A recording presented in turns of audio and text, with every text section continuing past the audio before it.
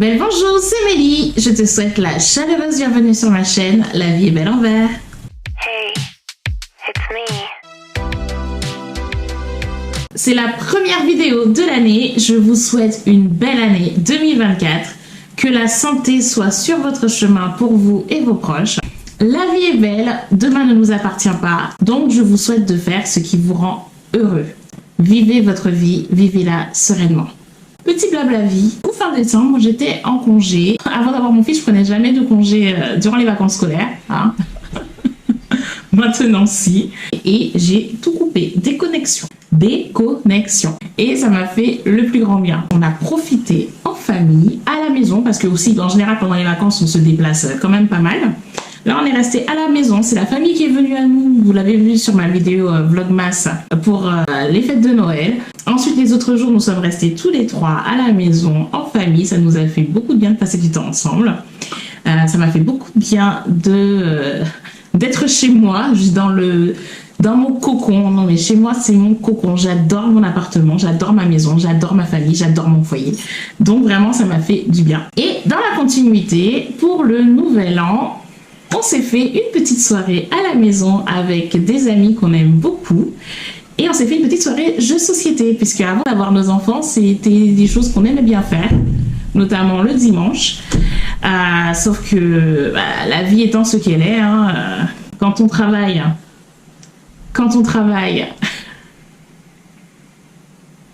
non. Ça va? Ça va et toi, mon gars? Oui. Quand on travaille et qu'on a des enfants, effectivement, notre temps libre n'est plus le même. Hein.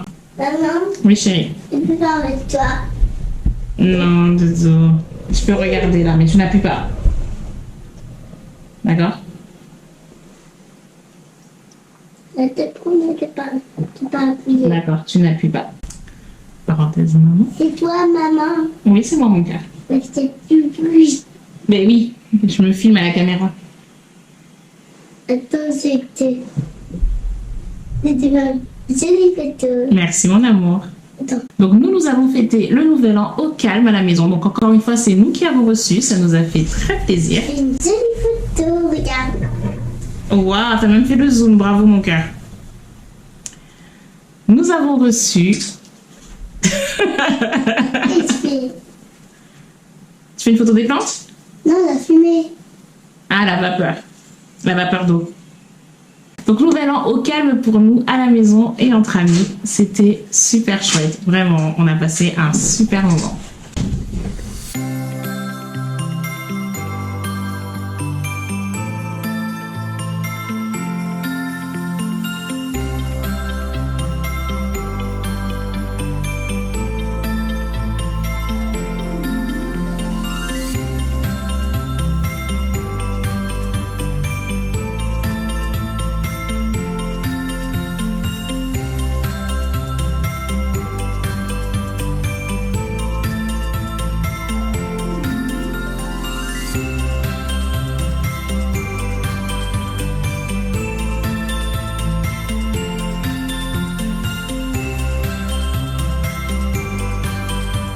Yay! Wow!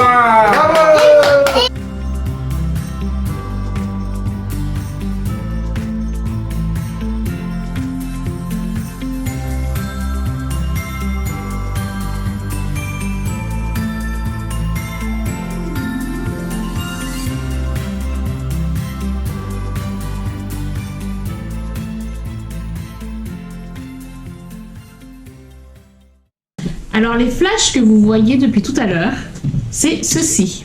Ah mince. Non. Attends, je montre. Ah. C'est ceci. C'est mon appareil photo que j'ai acheté Mais non, il y a... c'est pas ton appareil. Oui, je sais que c'est pas mon appareil. C'était mon appareil photo que je t'ai donné, que je t'ai offert, mon amour. Bonjour. Ah. C'est mon appareil photo que j'ai offert à mon fils, que j'avais acheté il y a quelques années. Hein, il doit bien avoir, franchement, il doit bien avoir 10 ans. C'est pas ton appareil. Et oui, j'ai bien compris, c'est le tien. C'est mon appareil photo que j'ai offert à mon fils. Il doit avoir au moins, franchement facile, 10-15 ans.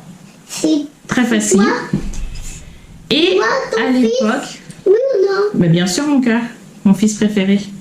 Mais aussi de papa. Aussi de papa. Donc voilà. Et en fait, depuis quelques temps, il s'intéresse à prendre des photos, à faire comme nous. Et franchement, mon premier réflexe, c'était d'aller sur Amazon Prime et de lui commander un appareil photo pour enfants. Sauf que je me suis rappelé ça. Alors, un fait sur moi, j'ai beaucoup de mal à jeter les choses. C'est-à-dire, j'ai des choses qui datent de mes années collège. Vraiment. J'ai du mal à jeter les choses. Je suis sentimentale. J'attache de l'importance aux choses que je possède. Pas forcément, pas tout. Pas tout. Mais il y a des choses qui dégagent des émotions chez moi et j'ai du mal à jeter. J'ai du mal à jeter, tout simplement. J'ai du mal à jeter. Donc, je me suis rappelé que j'avais cet appareil photo dans une boîte en bon état de marche, donc forcément, je n'avais pas à le jeter. Bien que la technologie ait évolué, je l'utilisais plus forcément, sachant que j'avais des téléphones qui prenaient des photos de meilleure qualité. Bref, je me suis rappelé que j'avais cet appareil photo que, du coup, j'ai offert à mon fils. Et franchement, il a compris les zooms, les flashs, voilà. Il prend des photos, il est content. Et c'est un vrai appareil photo. Voilà. Parenthèse fermée. Maintenant que je vous ai partagé ces petits instants de vie, parlons peu, parlons plantes. Dans cette vidéo, je vous révèle mon secret pour avoir des plantes magnifiques, en bonne santé, durant l'hiver.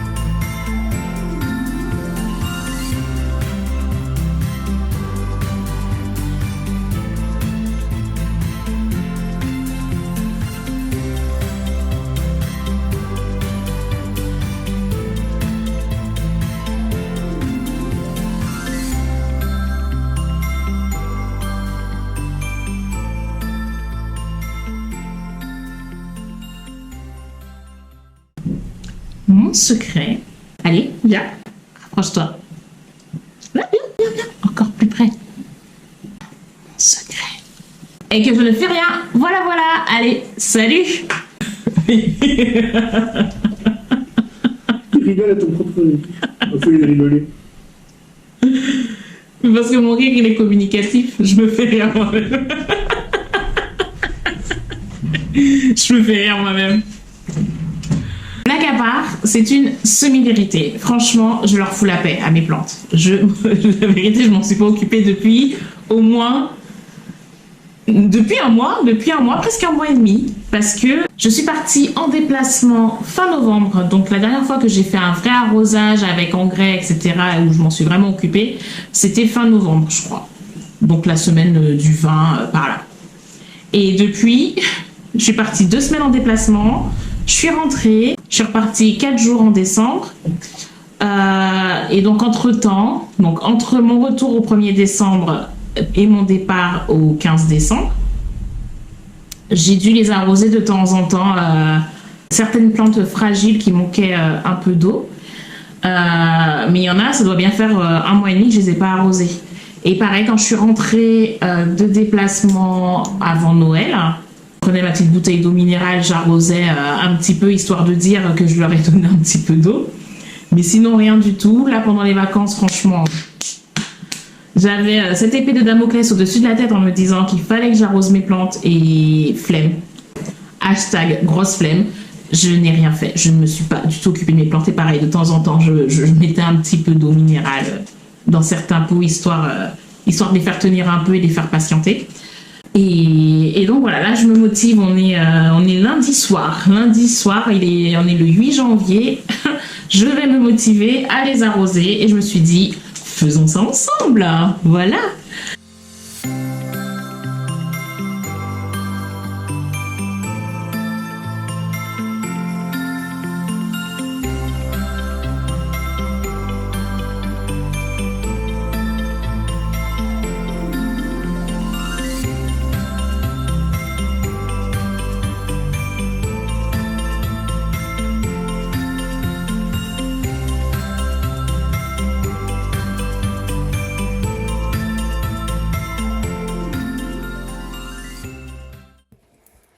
Mes pothos font partie des plantes que je n'ai pas arrosées depuis au moins un mois et demi. Mais elles sont tellement résilientes qu'elles ne m'en tiennent pas rigueur.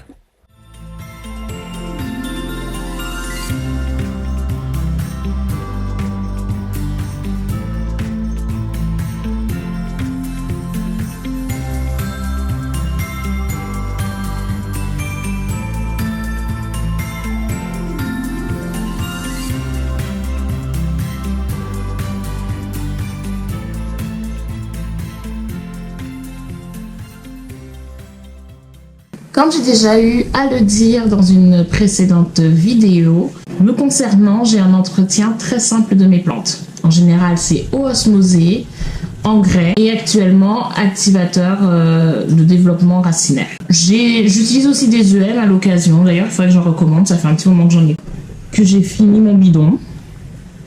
Mais bon, mes plantes ne s'en portent pas non plus mal. D'un point de vue personnel, moi, mes passions, il faut qu'elles restent des passions. Il ne faut pas qu'elles deviennent des contraintes. En tout cas, je fais en sorte qu'elles ne deviennent pas des contraintes.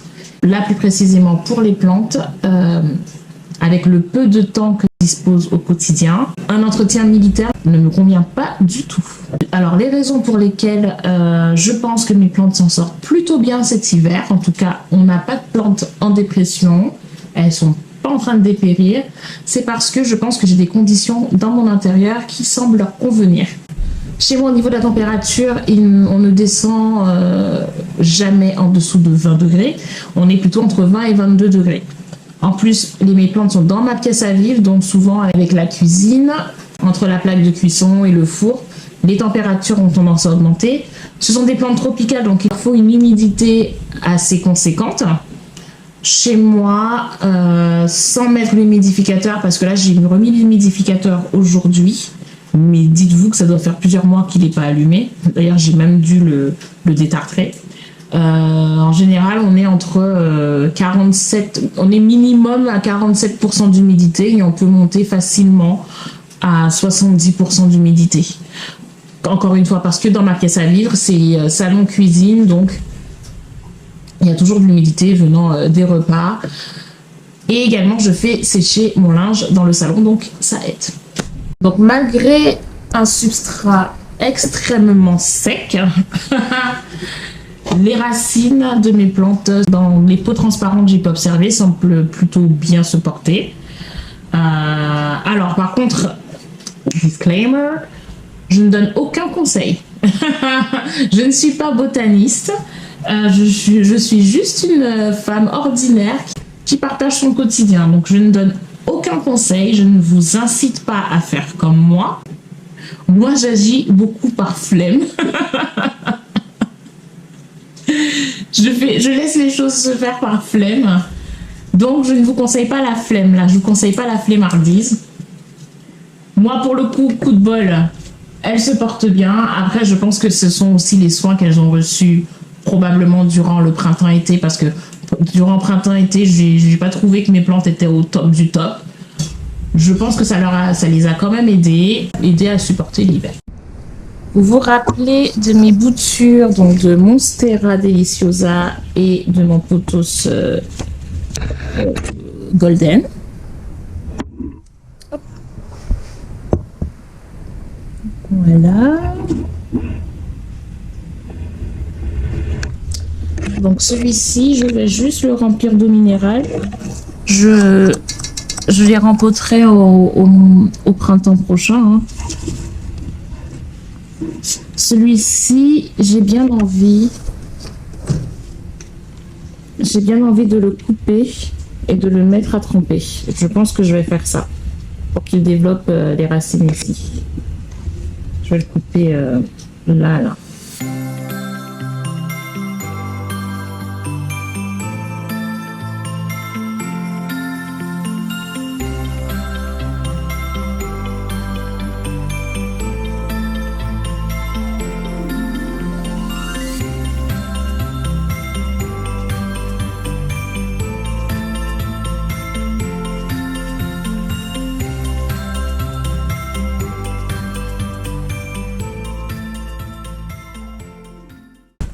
Regardez la feuille qui m'a sorti cet hiver là. Elle est trop belle. Typiquement une plante qui a eu beaucoup de mal cet été. Et au final, regardez les feuilles qu'il m'a sorti durant cet hiver. D'ailleurs, j'ai perdu un pied. Pareil, j'ai pas filmé, mais le substrat... le substrat donne ça.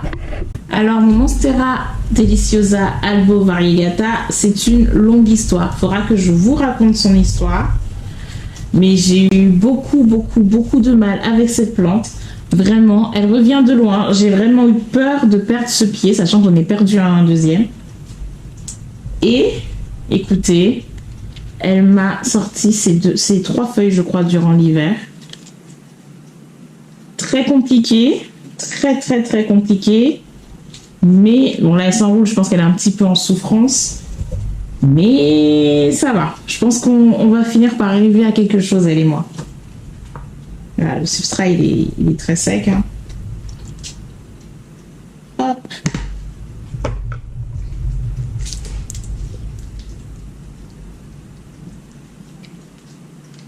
Je pense que là, ça va bien l'aider.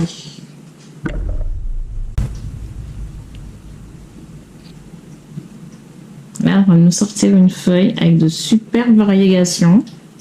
Et on remarquerait que ces feuilles-là, elles n'ont pas bruni hein, comparé aux feuilles précédentes. Hein. Le substrat est très sec. Je pense qu'il résiste bien. Ah, j'avais pas vu. Voilà. Il me sort quand même quelque chose. Hein. On a une belle racine ici. Ça devrait aller, ça devrait le faire. Alors mon Syngonium, lui, il va très bien. Il va très bien. Bon, je nettoie un petit peu. Hein. On a quelques feuilles qui sont mortes. Mais c'est toujours des feuilles qui sont à la base. Les premières feuilles, donc ça c'est pas bien grave. C'est que j'avais planté. Je crois qu'il a fait des racines. De toute façon, il sort des nouvelles feuilles. Donc, il continue de faire des feuilles. Hein. Mon philodendron White Princess. J'ai vraiment du mal avec lui. Je ne sais pas ce dont il a besoin. Je l'ai changé plusieurs fois de place, je l'arrose, etc. Bref, j'avais perdu, je crois, 2 pieds qui avaient des variégations superbes. Donc, écoute, j'attends de voir. Je ne suis pas du genre à dépoter, rempoter et embêter mes plantes. Moi, je les laisse tranquilles. Hein. Bah, lui, c'est le cas. Je l'avais rempoté, j'ai fait ce que je pouvais. Je me suis dit, bon, bah, s'il survit à la maison, c'est qu'il se sent bien. S'il ne survit pas, bah, c'est que ça ne lui convient pas. Et bien là, il est en train de me sortir une feuille. Une feuille ou 2 d'ailleurs. Là. Ah oui, parce qu'il y en avait une qui était coincée ici, je pense. Il est en train de sortir une feuille d'une feuille qui était coincée. Bon, écoutez, on va voir ce que ça va donner. Je l'arrose un peu et on verra. L'autre pied, je ne sais pas. On verra bien si elle a envie qu'on cohabite ou pas. Voilà. Alors, par ici, nous avons mon Alocasia zebina. Lui, clairement, faut que je le rempote. Et lui, il fait partie des plantes que j'arrosais de temps en temps avec un petit fond d'eau. Mais il a très clairement besoin d'un rempotage. Sauf que je n'ai plus de terreau biobise. Donc il faut que je me rende dans mon gros shop et que j'en achète. Mais pour l'instant, j'ai la flemme. Voilà. Donc je vais continuer à faire ce que je fais. Je vais l'arroser un bon coup en espérant que ça l'aide à tenir.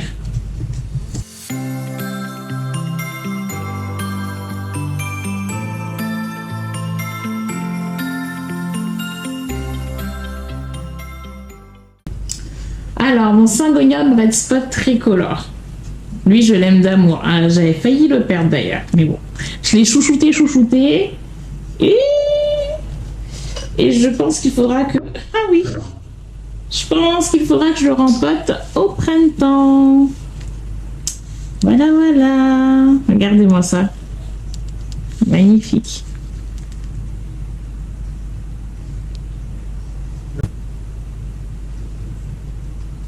Cette Alocasia sinuata et l'Alocasia platinium, je les ai achetés cet hiver, mais je les ai pas encore rempotés. De toute façon, je compte attendre le printemps pour le faire. Lui, j'ai peur qu'il rentre en dormance parce qu'il me perd pas mal de feuilles. Hein. Je pense que le manque d'entretien ne l'aide pas à s'acclimater chez moi.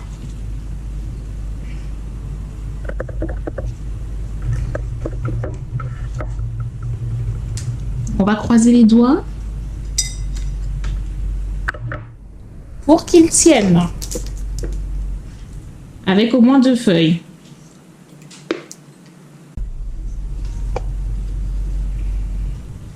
Mon platinium. Bon.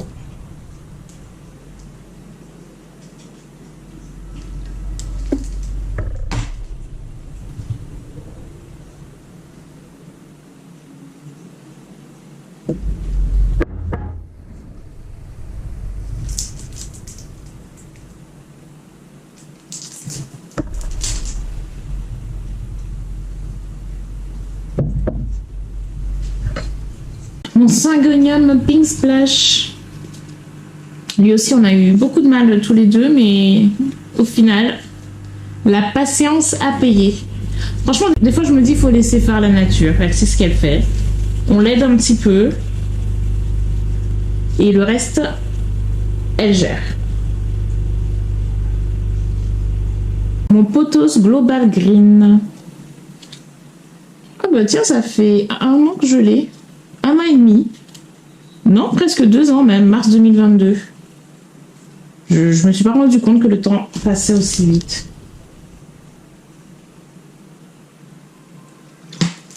Lui aussi, il a eu du mal à s'acclimater chez moi, mais j'ai l'impression que ça va mieux. Je l'ai changé de place. Je l'avais rempoté, je l'ai changé de place, et puis il me fait des nouvelles feuilles. Difficilement, je pense il survit un petit peu, mais bon, on est pas mal. Même niveau variégation, ça le fait. Ma bouture de Syngonium Albo Variegata. Oui, on a un petit peu de vert là, je pense. On va l'aider un peu. Mais dans tout ça, j'ai complètement oublié de vous dire que l'une des raisons pour lesquelles mes plantes se portent bien cet hiver, c'est une raison qui se voit comme le nez au milieu de la figure, mais c'est parce que chez moi, c'est full lampe horticole. Vous l'avez remarqué, c'est full lampe horticole. Voilà, j'ai une grande LED. Alors, ce sont des lampes qui m'ont pas coûté très cher sur Amazon. Hein. C'est pas la meilleure qualité, mais écoutez, a priori, ça le fait. J'ai une grande LED au plafond pour mes pothos. De toute façon, vous l'avez vu dans le plan de tour. Pour mes pothos. Et ensuite, j'ai disséminé des petites lampes pour mes plantes qui sont situées au sol. Et qui disposent de moins de lumière que les autres, voire pas du tout. Voilà, donc je pense que ça aide pas mal. Hein, parce que du coup, chez moi, c'est toujours fermé, donc pas de luminosité, pas de plantes. En tout cas, ça fonctionne. Alors, vous avez sûrement remarqué que j'ai fait quelque chose qui n'est pas conseillé du tout. C'est que j'ai mis quelques plantes au-dessus de mon radiateur. Oui, j'ai fait ça. Notamment mes alocasias qui étaient en dormance et qui avaient un peu de mal. Bon, mon alocasia Friedek variegata, ça ne l'a pas empêché de dormir, hein, mais voilà. Hop. Ah. Je tourne. Il y a un petit bout accroché, mais je pense. Voilà, tout va bien par ici. Hop, il a la pointe un peu sèche, hein, qui a avorté, comme ici. Mais j'ai plusieurs départs.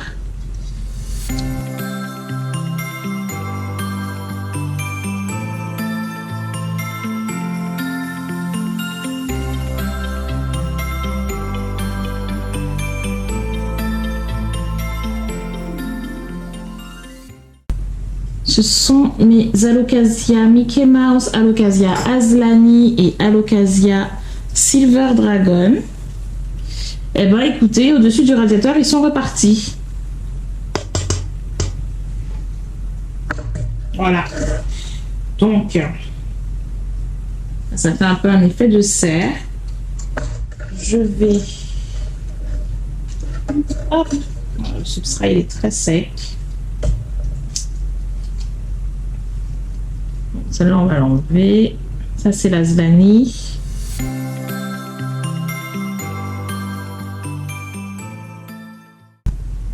Ça, c'est une nouvelle feuille. Pareil pour le Silver Dragon. Bah, ça leur a fait du bien, hein, cette chaleur. Voilà, j'enlève en même temps. Là, c'est en train de repartir.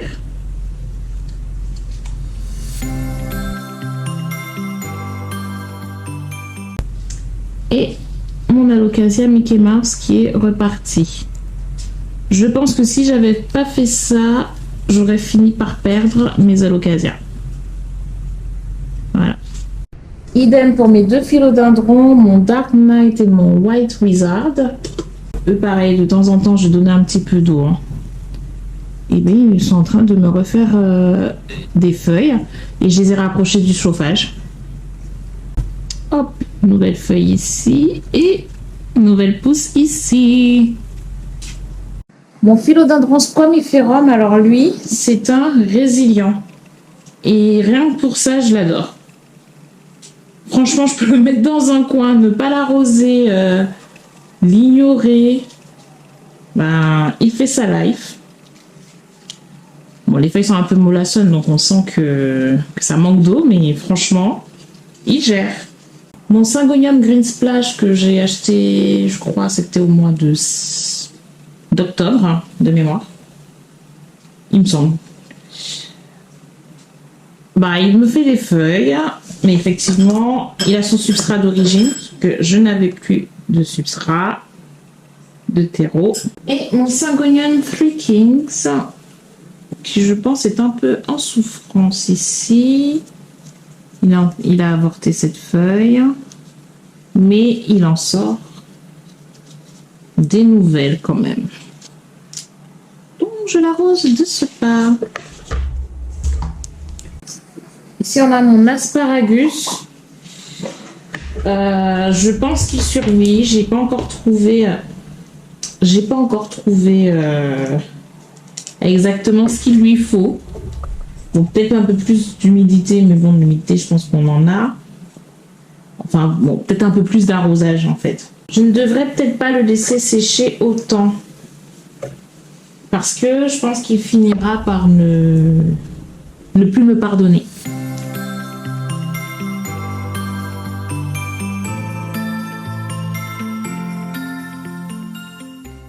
Autre chose que je fais qu'il n'est pas conseillé de faire, mais que je fais avec mes plantes, c'est que je laisse de l'eau dans la coupelle ou dans le pot.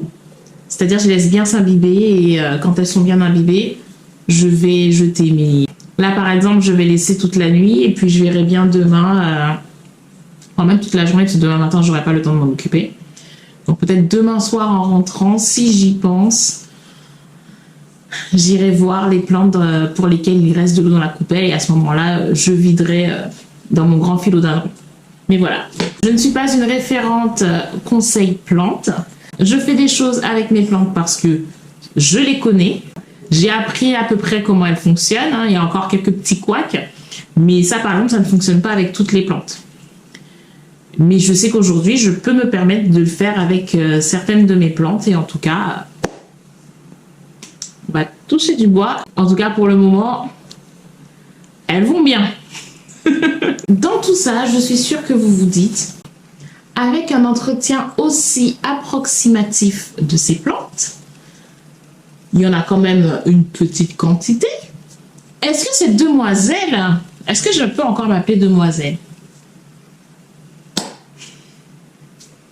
Écoutez, l'âge et ma situation familiale auraient... Je pencherais plutôt pour est-ce que cette dame a des nuisibles?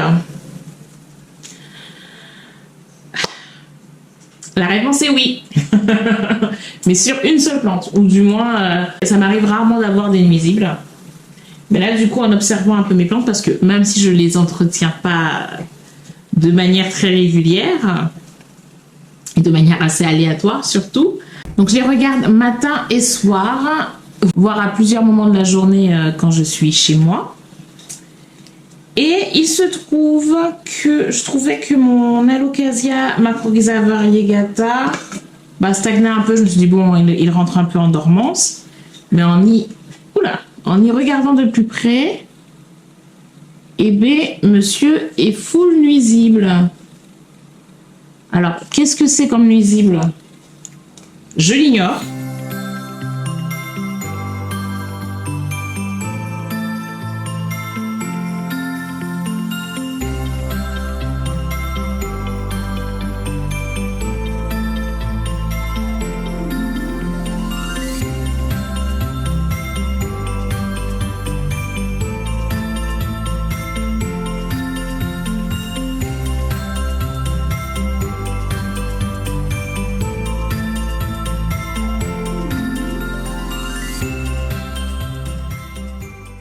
Mais honnêtement, je pense que c'est rien de grave. C'est des petits... peut-être des petits acariens ou... Bref, des trucs comme ça. Donc bref. En tous les cas, je me suis dit, on ne prend pas de risque. Je l'ai isolé, je l'ai mis ici. Après, je m'en suis rendu compte il y a 2 jours. Donc bon. Mais si mes plantes avaient dû être infestées, elles l'auraient déjà été. Lui, il se porte plutôt bien. Parce qu'on a une belle racine toute blanche. Ici, on en a ici, on en a ici, on en a ici. Faut que je le passe à l'eau, mais flemme de le faire ce soir, donc je le ferai quand j'y penserai. Donc, je vais l'arroser et le reposer sur ma serre. Il a besoin d'un bon arrosage. Donc, j'ai très rarement des nuisibles chez moi. Et puis, quand j'en ai, je suis pas du genre à m'affoler. Putain. Mes plantes sont plutôt en bonne santé, je pense que ça devrait aller. Il me reste un coin de plante dans le fond là-bas à arroser. Il me reste 3 bouteilles d'eau d'1,5 litre. Petite question pour vous. À votre avis, combien de litres d'eau ai-je utilisé pour arroser l'ensemble de mes plantes? Sachant qu'à la base, je vous ai filmé des bouteilles d'eau d'1,5 litre et j'ai rechargé une seconde fois. Je ne l'ai pas filmé, mais c'est un indice. Je vous laisse réfléchir, mettez la réponse en commentaire.